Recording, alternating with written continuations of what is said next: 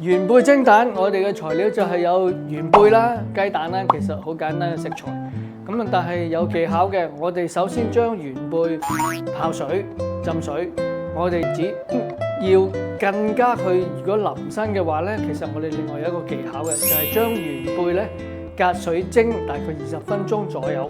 咁呢個時候咧，我哋個元貝咧就應該好淋身啦。咁啊，我哋蒸蛋嘅時候咧，我哋就可以食到啲元貝。咁啊，元貝咧，我哋用手可以搣開一絲絲啦，就放喺個碟個底度啦。呢個時候我哋另外用一個碗將雞蛋打落個碗度。咁我哋頭先浸元貝嘅水咧，記住大家千祈唔好倒咗佢啦。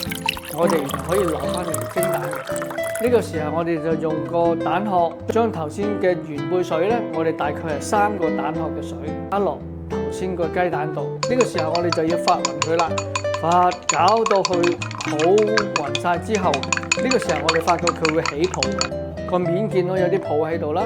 咁蒸雞蛋要滑嘅秘訣就係我哋要將頭先起泡嘅位置剝走佢，全部剝走佢之後咧，我哋加塊保鮮紙喺面，咁冚住成個碟，跟住我哋拎去個鑊度隔水蒸，大概係10分鐘左右。